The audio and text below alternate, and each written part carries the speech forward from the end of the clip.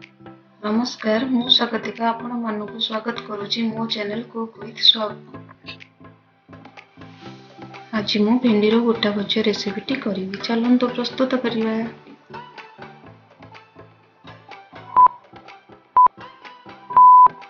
प्रथम मसला प्रस्तुत करनवा से गोटे स्पून सोरिष, हाफ स्पून जीरा, 7-8 पकुड़ा रसुण और 2 शुखिला लंका दे अध घंटा सूप करदे। ता द्वारा सोरिष बटा पिता लगे ना। मसला को ग्राइंडिंग करी कड़ाई गरम करी 2 टीस्पून सोरिष तेल ऐड कर तेल गरम होला परे गोटे कंचा लका को चॉप करी सेतिरे पकाई अल्प भाजीदेवी। गोटे पियाज को चॉप करी सेतिरे पकाई लाइट ब्राउन होला पर्यंत भाजी नेबी।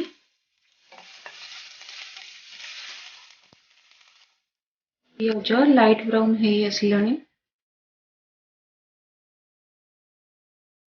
किछि हळदी गुंड, किछि लंका गुंड, लूण दे भाजी नेबी। सोरिष बटा को पकाई भल भाव मिक्स कर नेबी। लो हीट रे भाजी को पड़िबो नहले मसला पोड़ी जाई पारे। तापरे अल्प पानी दे अल्प समय कषि नेबी मसलार रॉ स्मेल जिबा पर्यंत।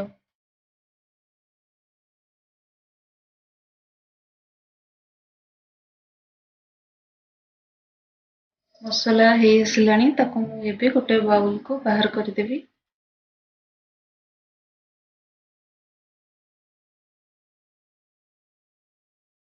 भेंडी को भल भाव धोई नहीं तार 2 पट साइड काटिदेवी। मझे गोटे स्लिट करदेवी बा एमती गोटे चीरा देदबा।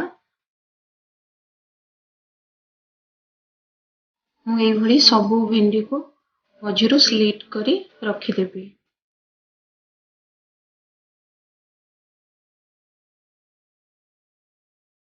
एबे हमें प्रस्तुत करी रखिथिबा सोरिष मसला को ए स्लिट भीतर दे स्टॉप करिबा। सबू भेंडी भीतर मु मसला गुडी को भल भाव रे दे देबी। एई मसला को यूज करी कलरा और छंचिंद्रा रे मध्य गोटा भजा कले बहुत भल लगे। किंतु कलरा और छंचिंद्रा को अलगा करी लूण हळदी दे बॉयल कला परे एई मसला को स्टफिंग दे करि परिबे।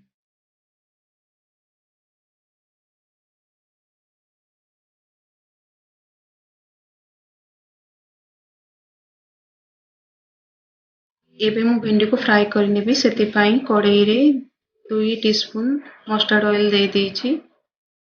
ऑयल गरम हेले भेंडी गुडी को सेतिरे मु पकेई देबी। एठी फ्लेम हाई रहिबो। धीरे धीरे करी हमें सब भेंडी को एमती कढ़ाई रे रखी दबा।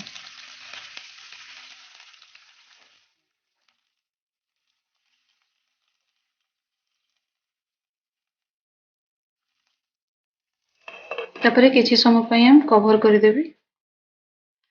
कवर काढ़ी की भेंडी को हमें उल्टेई दबा। एटी फ्लेम लो रहिबो। लो फ्लेम रे भेंडी को हमें एमती भाजीबा।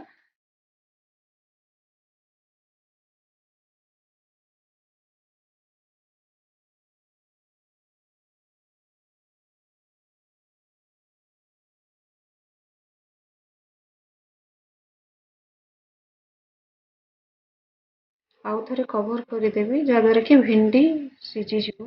कवर काढ़ी चेक करबा भेंडी सिझी कि नहीं। सब साइड रो भेंडी को एमती गोल्डन ब्राउन होला पर्यंत हमें भाजी नबा। देखंतु भेंडी गुडको हे गलानी ताको हम एबे गोटे प्लेट को बाहर करि दबा।